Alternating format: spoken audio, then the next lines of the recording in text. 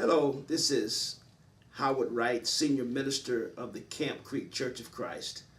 We are very thankful that you are viewing one of our services on YouTube. What we try to do in our service and in our preaching is give it to you right from the Word. We are glad that you have watched this. We hope you'll continue to watch. And we are, again, the church that camps by the creek, Camp Creek Church of Christ, 2400 Merck Road. Our phone number is 404-349-2852. If we can be of any service to you, please feel free to call us and we will respond to your need. Thank you again for viewing our service from the Camp Creek Church of Christ. Now let's think for a moment. I got a question that came to my thought process preparing for this lesson. Why did God make us? Why did God make us? Why did He create us? Somebody said that God made us to serve Him. Well, if that's why God made us, that is not the wisest thing that God could have ever done. Because the angels in heaven have done a much better job of serving God than you and I have. Far better, and they're far more obedient than you and I have ever been. Don't get me wrong, I know that you and I ought to serve God, but that's not the chief purpose as to why God created us. Well, if not, Brother Wright, why did God make us? God created us to worship Him. Yes, sir.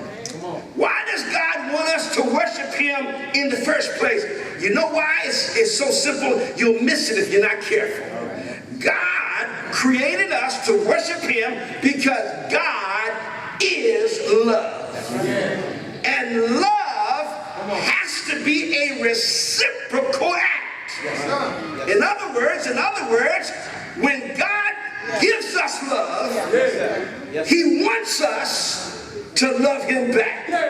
It's the way we reciprocate. It's a reciprocity that God used to make us. And see, love comes out in our worship. In order to be loved, love has to have a recipient. When I looked again at Romans chapter 5, and I looked at it through the NIV translation, and I started there with verse 5, and I saw where the Holy Spirit says, and hope does not disappoint us. How many of you have some hope up in here this morning? We can't get along without hope. Hope does not disappoint us because God, I want you to see how good God is. God poured out His love into our hearts by the Holy Spirit, whom He has given us.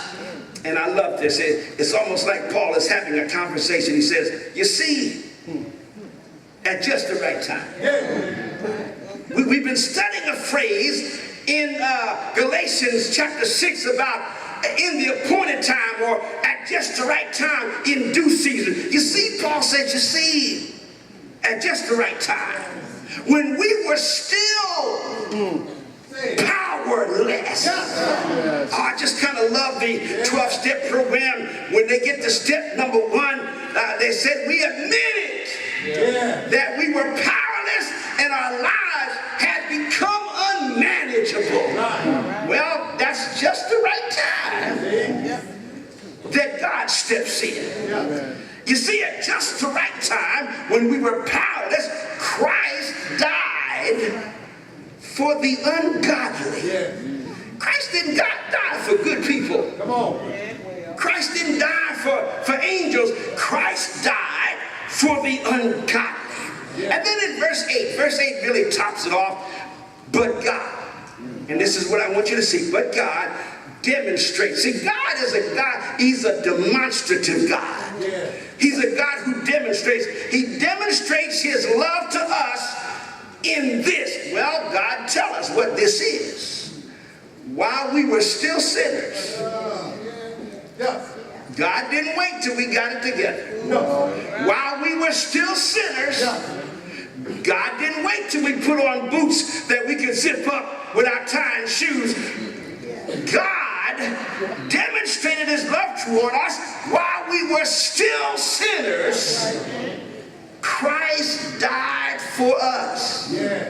Now here's my point. You don't want to miss this. This is salient to the lesson. God created us that he might pour his love out into us, that we might pour our love back into God. Yes, sir. Yes, sir. The greatest thing you and I can give God is our love. Yeah. If we give God our riches, don't you know God ain't no richer? If we give God our strength, Come on. don't you know God ain't no stronger? Wow. If we were to give God our wisdom, don't you know our wisdom doesn't make God any wiser? If we were to give God our glory, God is no more glorious. If we were to give God our power, if we think we got some, God ain't no more powerful after we give him what we got. You know why? Because God already has everything. There's nothing that God can get from me that would add to his attributes.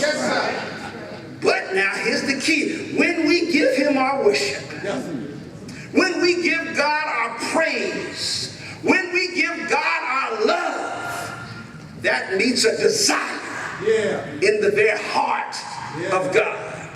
So if you ever want to get straight to the heart of God, give him your love. Now here's some wonderful news. I want you to get this. This is news hot off the spiritual press. There are others that might be able to give God more riches than you can. There are others that might be able to give God more wisdom than you can. There are people who might be able to give God more power than you can. But nobody can love God better than you can. Isn't that great, church? Nobody has a corner on the market of praise. If you want to worship God, help yourself. Knock yourself out praising God because you can't give him enough.